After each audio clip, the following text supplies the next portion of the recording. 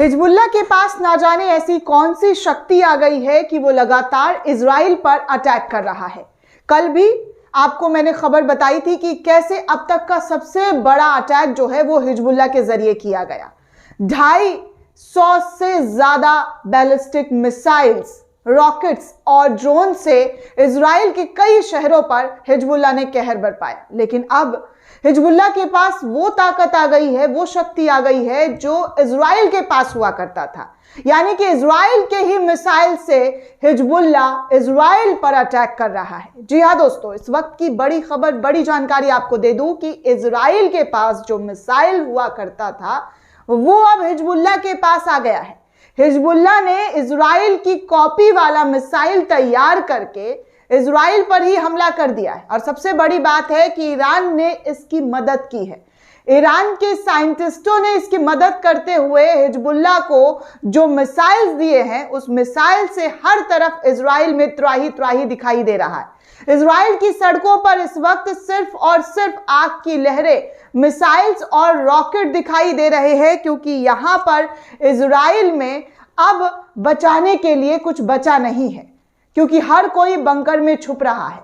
हर कोई यही कह रहा है कि हिजबुल्लाह ने इजराइल पर लगातार हमला करने से वहां की अर्थव्यवस्था तो चौपट हुई ही है, साथ में आईडीएफ सिस्टम को भी कमजोर कर दिया है। उनकी जो आईडीएफ फोर्स है वो भी पूरी तरीके से कमजोर हो गए हैं। वो भी हिजबुल्लाह के मिसाइल्स को मात नहीं दे पा रहे हैं।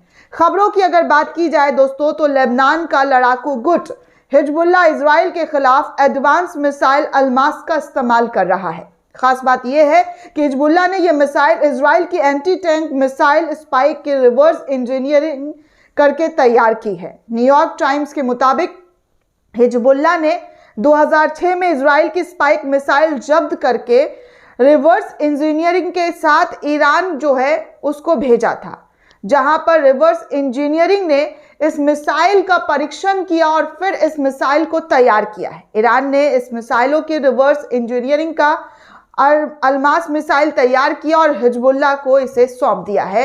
ये न्यूयॉर्क टाइम्स के हवाले से खबर निकलकर सामने आ रही है। कहा जा रहा है कि अब 18 साल बाद हिजबुल्लाह नए सिरे से बनी इस मिसाइल से इजराइल के सैनिकों के ठिकानों पर कम्युनिकेशन सिस्टम और एयर डिफेंस लॉन्चर्स को निशाना लगातार बना रहा है। अब आप सोचिए कि हिजबुल्लाह के पास इतनी शक्ति आई कहां से, इतने खतरनाक मिसाइल्स जो है वो कहां से सौंपे गए, क्योंकि ईरान मदद कर रहा था। ईरान ने इस मिसाइल को तैयार किया और फिर हिजबुल्लाह को सौंप दिया है। इजराइल की एंटी टैंक गाइडेंट स्पाइक मिसाइल के बारे में मैं आपको थोड़ी सी जानकारी दे दूं कि ये मिसाइल कैसे काम करता है, इसकी खूबियां क्या है। बात करें दोस्तों तो ये जो मिसाइल है ये राफेल एडवांस डिफेंस सिस्टम, जी हाँ, सिस्टम की जितनी जो है इसकी ताकत है।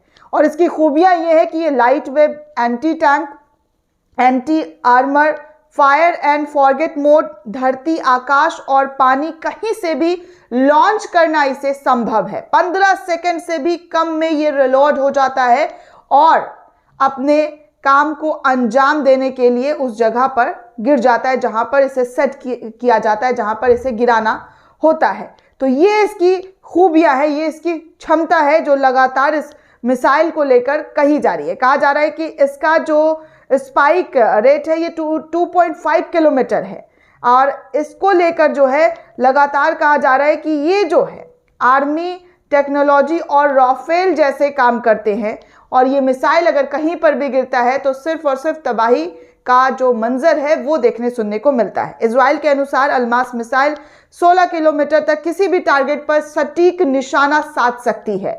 ईरान पर अपनी निर्भरता कम करने के लिए अब हिजबुल्लाह ने लेबनान में ही इसका प्रोडक्शन करना शुरू कर दिया। यानी कि हिजबुल्लाह ने भी मिसाइल्स बनाने शुरू कर दिए हैं। ईरान तो प्रोडक्शन कर ही रहा था, लेकिन अब इसकी खपत और ज्यादा हो रही है, तो इसलिए हिजबुल्लाह ने भी इस मिसाइल को तैयार करने की पूरी जो जिम्मेदारी है वो उठा ली है।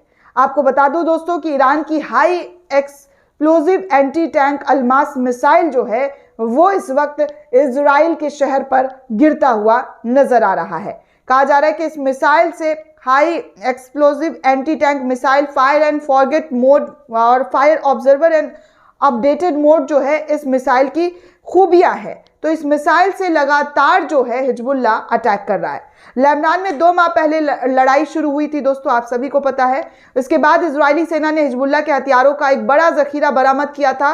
इसमें अल्मास मिसाइल भी बरामद हुए थे। बरामद हथियारों में रूसी कॉर्नेक एंटी टैंक मिसाइल भी शामिल जो है वो हुआ था। वॉल स्ट्रीट जर्नल के मुताबिक ये खबर जो है वो निकलकर सामने आई है। वॉल स्ट्रीट जर्नल के मुताबिक अगर बात की जाए दोस्तों, तो दक्षिण लेबनान में इजरायली सेना को बड़ी मात्रा में रूसी हथियार जो है वो मुहैया कराए जा रहे हैं। उनको सप्लाई जो है रूस से भी मिल रहा है। अरबी और फारसी भाषा में अल्मास का मतलब हीरा होता है। इस गाइडेंस मिसाइल को वाहन, ड्रोन, हेलीकॉप्टर और कंधे पर रखकर फायर कर सकते हैं।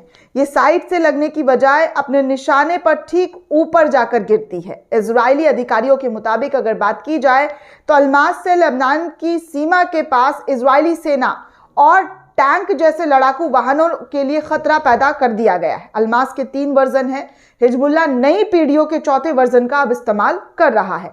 हिजबुल्लाह के नए चीफ जो हैं नईम कासिम, उन्होंने इस मिसाइल को जो है इस्तेमाल करने की इजाजत दी है और इसके बाद यहां पर जोरदार तरीके का हमला जो है वो देखने सुनने को मिल रहा है।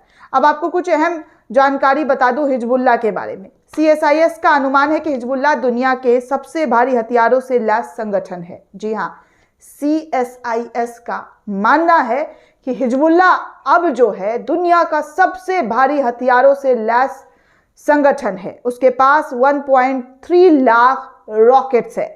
इजराइल के institute for national security studies ने अनुमान लगाया है कि हिजबुल्लाह जो है उसके पास 15 से 20 किलोमीटर तक मार करने वाली 40,000 मिसाइल्स है। हिजबुल्लाह के पास लंबी दूरी तक मार करने वाले 80,000 रॉकेट्स है, जो 200-300 किलोमीटर तक मार कर गिरा सकता है। 30,000 जेल आर्टिलरी रॉकेट है या फतेह 110 बैलिस्टिक मिसाइल है और 200 से 300 किलोमीटर दूर तक इसको मारकर गिराया जा सकता है। यह हिजबुल्लाह के सबसे लंबी दूरी तक मार करने वाले हथियार हैं जो दक्षिण इजराइल तक पहुंच सकते हैं। अब आप सोचिए कि हिजबुल्लाह के पास कितना बड़ा हथियारों का जखीरा इस वक्त है। ईरान मदद कर रहा है, रूस मदद कर रहा है, यमन के विद्रोही हूती विद्रोही भी लगातार मदद कर रहे हैं। इजराइल और हिजबुल्लाह के बीच लगातार वॉर पलटवार का सिलसिला जारी है। इजराइल ने बीते शनिवार देर रात लेबनान की राजधानी बेरूत पर हवाई हमला किया था। इस हमले में एक रिहायशी इमारतों को निशाना इजराइल की तरफ से बनाया गया था, जिसमें 20 लोगों की मौत की खबरें निकलकर सामने आई। इजरायली अधिकारियों के मुताबिक यह हमला हिजबुल्लाह के एक टॉप कमांडर मोहम्मद हैदर को मारने के लिए किया गया था। हालांकि न्यूयॉर्क टाइम्स के मुताबिक हिजबुल्लाह ने कहा है कि हमले में उसके किसी भी व्यक्ति की मौत नहीं हुई है। हिजबुल्लाह ने अपना बयान जारी करते हुए कहा कि हमले वाली जगह पर उसका कोई भी कमांडर मौजूद नहीं था और जिस वजह से जो है यहाँ पर साफ तौर पर देखने सुनने को मिल रहा है कि कैसे हिजबुल्लाह के आगे जो है वो इजराइल नाकाम होता हुआ नजर आ रहा है। अब आप सोचिए कि हिजबुल्लाह के पास इतनी बड़ी तादाद में जो मिसाइल्स हैं, जो रॉकेट्स हैं, जो लॉन्चर्स हैं, वो किसी भी वक्त इजराइल पर गिर जा रहा है और इजराइल के सैनिकों को पता नहीं चल पा रहा है। तो ये इस वक्त इजराइल की हालत है। सबसे बड़ा हमला और सबसे बड़ा खतरा हिजबुल्लाह के जरिए इजराइल पर अभी भी मंडरा रहा है। दोस्तों, इस पूरे रिपोर्ट को लेकर आप क्या सोचते हैं, आपकी क्या प्रतिक्रिया है, हमें कमेंट करके जरूर बताइएगा। साथ ही साथ चैनल को ज़्यादा से ज़्यादा लाइक, शेयर और सब्सक्राइब करना बिल्कुल भी ना भूलें।